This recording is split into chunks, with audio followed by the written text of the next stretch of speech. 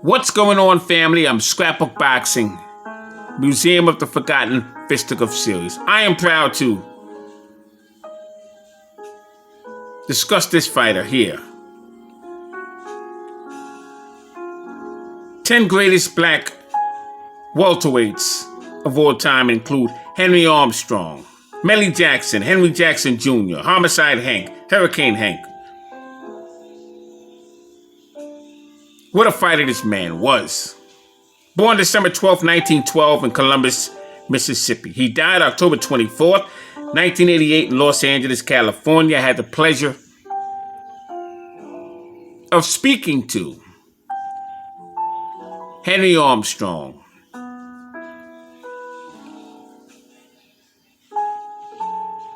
What a conversation that was.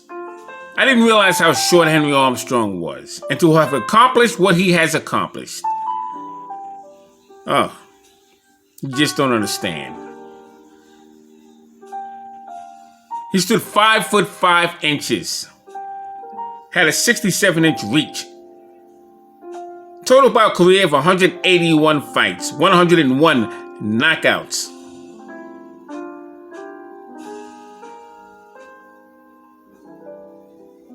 .52 decision wins, 152 total wins. Here's a man who was a featherweight, had 107 bouts as a featherweight, became champion October 29th, 1937. He was a welterweight, and he had 73 bouts as welterweight. Became champion May 31st, 1938, and as lightweight, had 3 bouts. Became champion August 17th, 1938. Defeated Peter Cerrone in New York's Madison Square Garden. And at that time, he had a record of 75 wins, 12 losses, and 94 bouts. He KO'd Peter Cerrone in 6 rounds. It was for the vacant NBA featherweight championship. But they were fighting for Peter Cerrone's New York SAC featherweight championship title. And this would unify the title. You know how important that was? October 29th, 1937, Henry Armstrong did something. He did the unthinkable is what it was. He was the 3rd black fighter to win a championship in any weight division in New York's Madison Square Garden. Now, Theodore Tiger Flowers, and I mentioned this a few times before,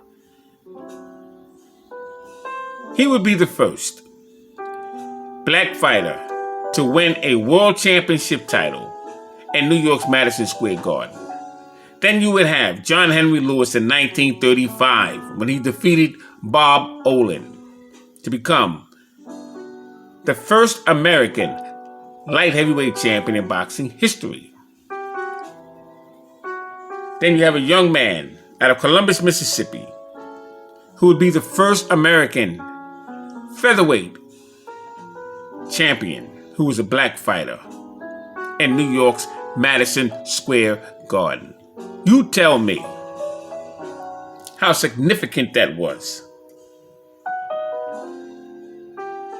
In boxing community, let alone the African American community. He set standards that was a mile high. What am I talking about? He defeated Barney Ross in New York's Madison Square Garden. It was the Madison Square Garden Bowl. He came in with a record of 90 wins, 12 losses, 109 bouts, 15-round unanimous decision. It was for the New York SAC and the NBA welterweight championship title. Now let's reflect back. Armstrong had defeated Peter Cerrone for the New York SAC featherweight championship title. And in that match, they fought for the vacant National Boxing Association title. Armstrong walked into the ring May 31st, 1938. New York, Madison Square Garden Bowl. To face Barney Ross, who was the welterweight champion and had the New York SAC and the National Boxing Association welterweight championship. And Armstrong would walk out of that building honoring that title. But if that was not enough, he would defeat Lou Ambers, New York's Madison Square Garden. Walked into the ring with a record of 91 wins, 12 losses, 110 bouts. He would go 15 rounds in honor of the New York SAC and the National Boxing Association title. I don't know what else to say about that accomplishment. A young black man walking around with 3 sets of titles, undisputed and unified. And it couldn't have happened at a better time. Why? Because Armstrong would be the featherweight, undisputed and unified. Welterweight, undisputed and unified. And lightweight, undisputed and unified.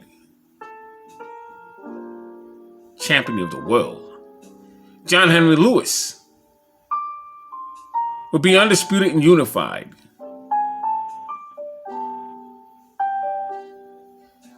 As the light heavyweight champion, Joe Louis the Bound Bomber would be undisputed and unified. As the heavyweight champion, these men had all the belts. They didn't have the middleweight championship belt, but they had everything else. No, there was no flyweight belt. There was no bantamweight belt. Although, 1940,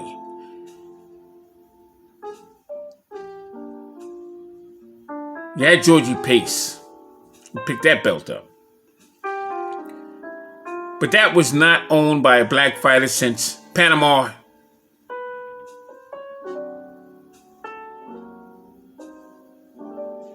Al Gans.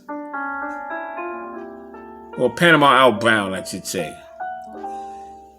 And it just meant something. It was a different feeling.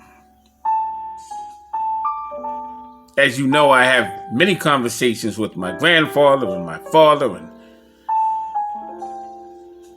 they just soaked that information into me of what it felt like. 1938 was possibly the greatest year in the urban community.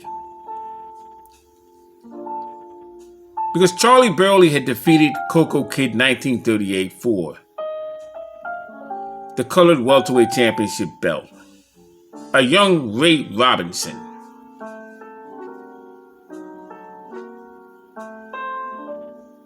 became the Metropolitan AAU bantamweight champion.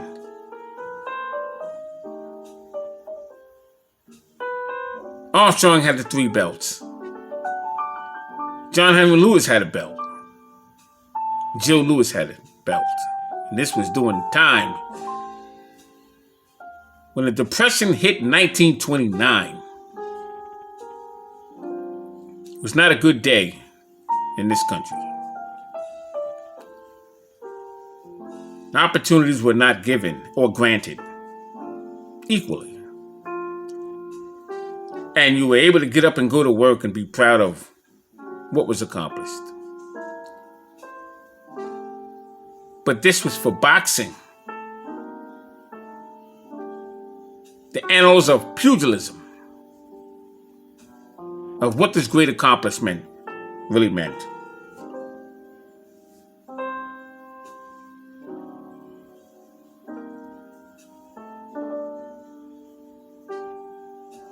October 4th, 1940, Henry Armstrong would lose his welterweight championship crown to Pittsburgh's Fritzy Zivit.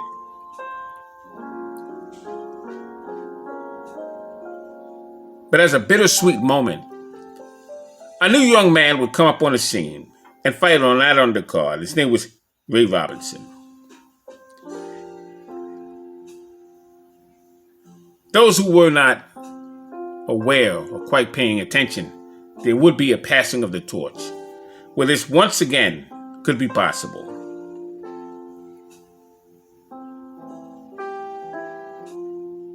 1938, Henry Armstrong would lose his lightweight championship belt, August 22nd of 39.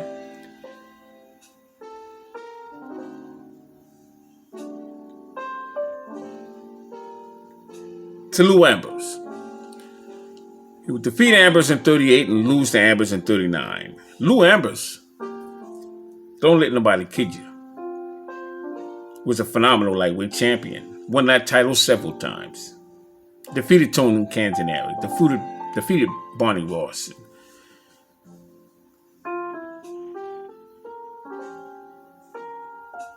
Finally lost to Lou Jenkins, who Henry Armstrong would defeat.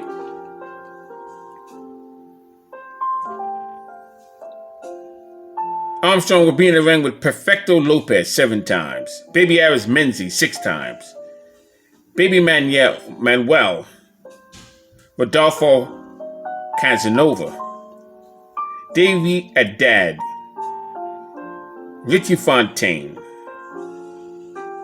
January 17th, 1941. Armstrong would take on Benny Bass and Frankie Click, Mike Belois, who was the Bronx Spider, Fritzy Zivic and Petey Cerrone, Chalky Wright and Lou Ambers, California, Jackie Wilson. We take on Seferino Garcia and Bo Jack, Sammy Angott and Sugar Ray Robinson, Baby Arizmendi and Tippy Larkin, Juan Zarita and Midget Wargats, Lou Jenkins and Mike Belois, Luther Slugger White and Willie Joyce, Rob Zanelli and Aaron Perry. Davey Dave, Earl Turner,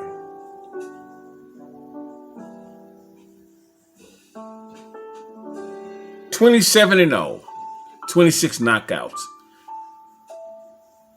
Aldi Spaldi would make it to the final bell, but he'd be stopped, and 2 post-fights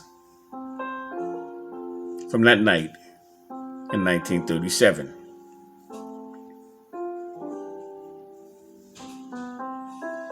Armstrong would be 14-0 with 10 knockouts. 59-1 with 51 knockouts.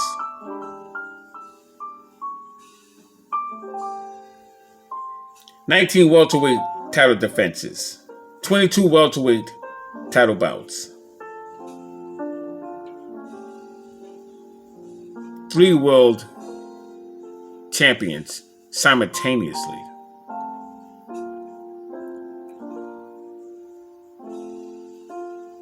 That's a fighter. That's a man of great will and great constitution.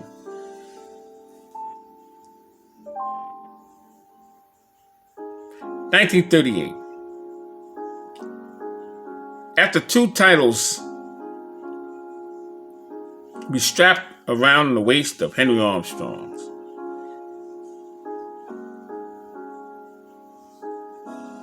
he would take on Lou Ambers in New York's Madison Square Garden.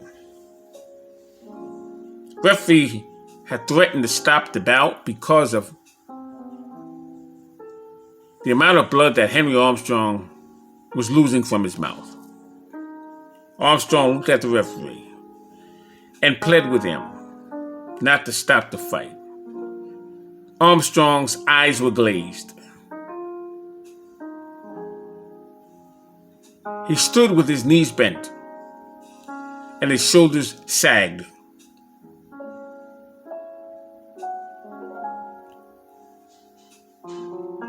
And he asked the referee not to stop the fight.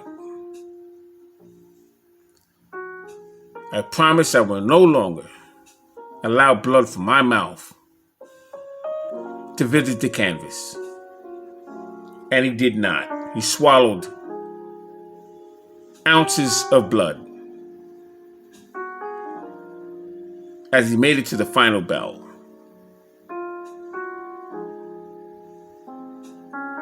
See, many old timers that I've spoken to,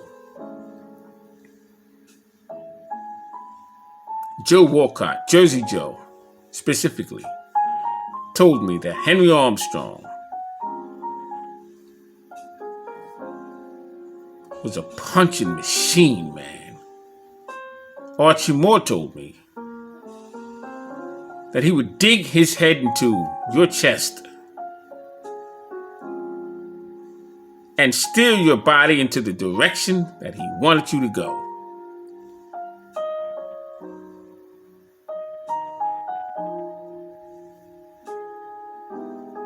The mechanics of your foot movement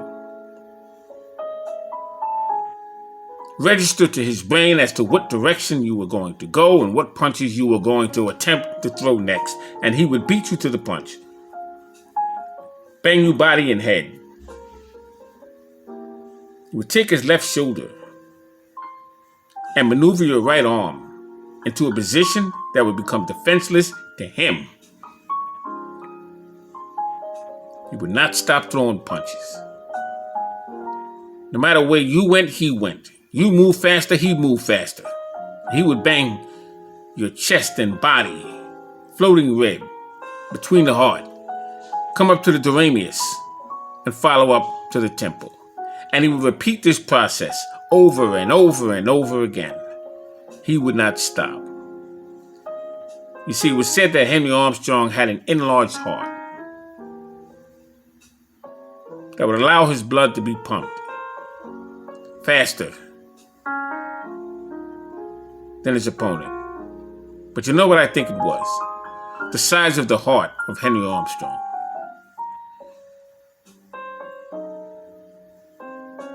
This fighter, to me, is an example of what prize fighting was all about. Because when the bell rang, it had nothing to do with money.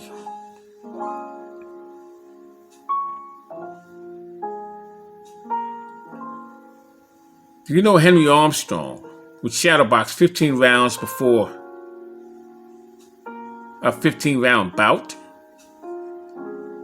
Do you know that he had to change in mop closets in many states? Couldn't change in the locker room because of who he was. Armstrong came up in poverty.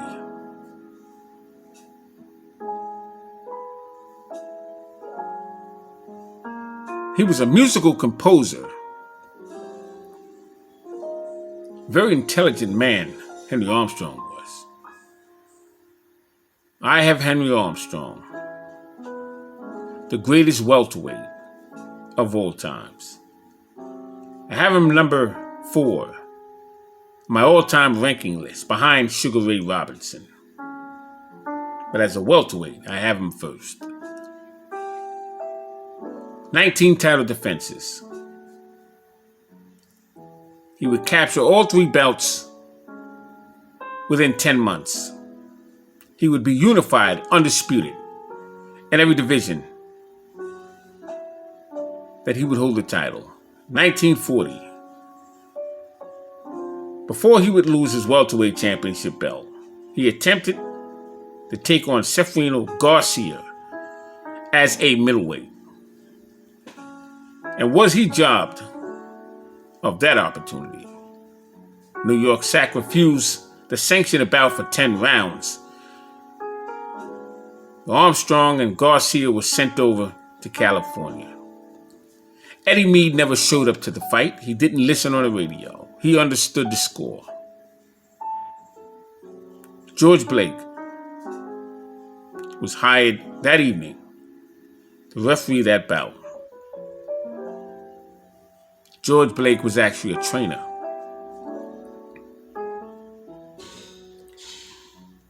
Henry Armstrong would never leave California with the NBA, National Boxing Association title. George Blake was sent there to rob Henry Armstrong of a 4th belt.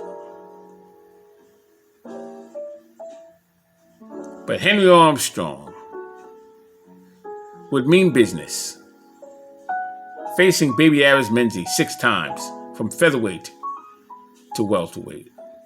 He was in the ring in 1943 with 2 great Hall of Fame fighters, Sugar Ray Robinson and Bo Jack.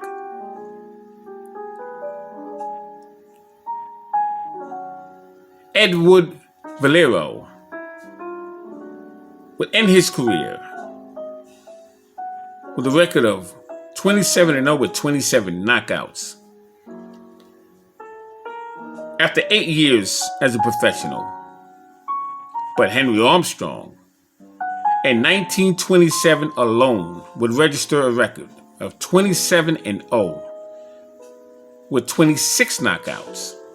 The only man he didn't knock out was Aldi Spaldi, and he would knock him out in 2 fights after that. But he'd knock him out 2 separate occasions after that decision win.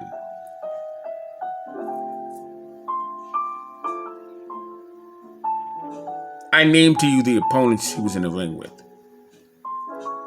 Hall of Famers, champions, ex-champions.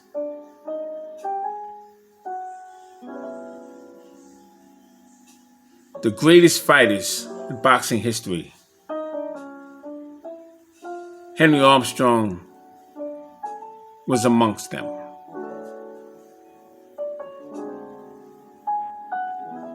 He would walk around blazing in suits and shiny shoes, but would have to go into the back of a restaurant.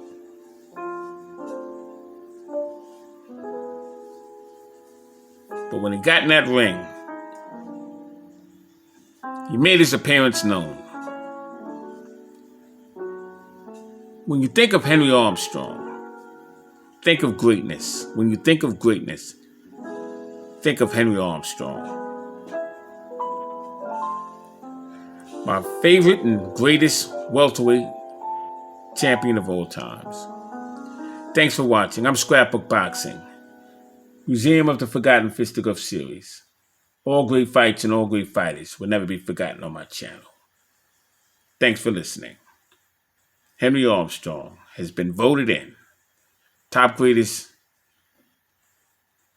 black fighter as a welterweight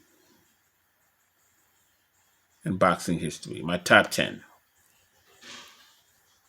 Peace.